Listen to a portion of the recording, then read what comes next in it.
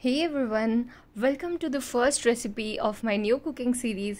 आणि ऑब्वियसली ही रेसिपी असणार आहे माय मोस्ट फेवरेट रस भरे प्यारी प्यारी गुलाबजामुन्स.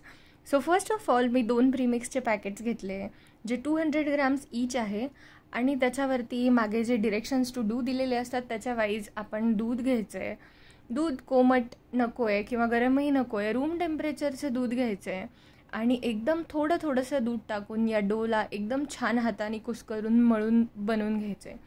डो होईल तेवढा सॉफ्ट मळायचा आहे, कारण की डोच्या क्वालिटीवरतीच आपले गुलाबजामुन डिपेंड करतात. हवं तेवढं दूध टाकून असा छान डो मळून झाला की थोडंसं हातावरती ऑइल घ्यायचं आहे आणि ऑइल त्या डोला लावून पुन्हा त्याला वरतून पूर्ण सॉफ्ट होईपर्यंत मळून घ्यायचं आहे आणि त्याला ॲटलिस्ट 15 मिनिटांसाठी स्टे करायचं आहे. डो रेस्टला ठेवल्याच्या नंतर आपल्याकडे जो टाईम आहे त्याच्यामध्ये आपण बनवणार आहे गुलाबजामुनचा पाक. पाकची रेसिपी सगळ्यात इझी आहे. एक मापासाठी आपण एक छोटीशी वाटी किंवा वॉटेवर तुम्ही ग्लास वाटी काही यूज करू शकता. तेवढं वाटी भरून जर आपण साखर घेतली तर सेम भांड्यामध्ये तेवढंच पाणी घेऊन याला आपण पातेल्यामध्ये गरम करायचं आहे. याला कंटिन्युअस स्टर करायचं आहे, खूप वेळेला उकळू द्यायचं नाही आहे. फक्त आपली साखर पाण्यामध्ये विरघळली की गॅस बंद करून टाकायचा आहे. याच्यामध्ये इलायचीची पूड क्रश करून किंवा फ्यू स्ट्रिंग्स ऑफ केशर किंवा ऑरेंज फूड कलर हे आपण पाकामध्ये टाकू शकतो, ज्याने आपला पाक कलरफुल होईल आणि ते गुलाबजामुन त्याच्यामध्ये भिजवल्याच्यानंतर गुलाबजामुनचा आतमधूनही कलर येईल. त्याच्यानंतर आपला डो छान रेस्ट झाल्याच्यानंतर त्याला पुन्हा एकदा मळून घ्यायचं आणि त्याचे एकदम सॉफ्ट आणि क्रॅक्स फ्री छोटे छोटे छोटे छोटे आपल्याला गोळे बनवून घ्यायचे आहेत. गोळे मी एकदमच छोटे बनवलेत, कारण की आपण जेव्हा ते ऑइलमध्ये तळून घेणार आहे त्याच्यानंतर त्याचा जो आकार आहे तो ऑलमोस्ट डबल होऊन जातो.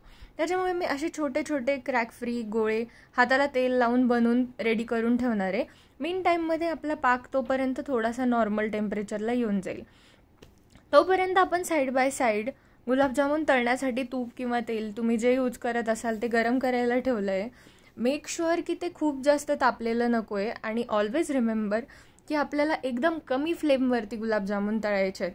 जर तुम्ही हाय फ्लेमवरती तळले तर ते वरतून पूर्ण काळे होऊन जळून जातील आणि आतमधून कच्चे तसेच राहतील.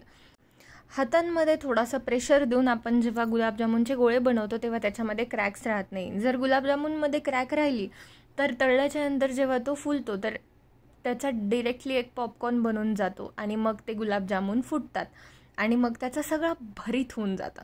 सो असे छान गोळे बनवल्याच्या नंतर हे इकडे मी जे तेल तापत ठेवलं होतं त्याच्यामध्ये हे अशा हलक्या हाताने छान आपले गुलाबजामुन सोडायचे आहे.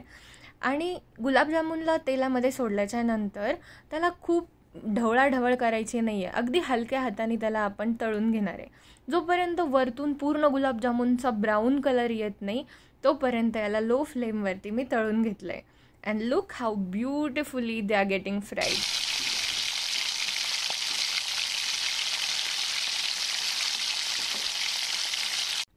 गुलाबजामुन पूर्ण थंड झाल्याच्या नंतर त्याला पाकामध्ये स्विमिंग करण्यासाठी आपल्याला भिजत ठेवायचं आहे and let it rest for 2 hours.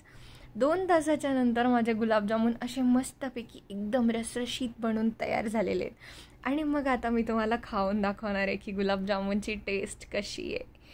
And yes, yummiest gulab jamuns you will ever have are ready. Bye.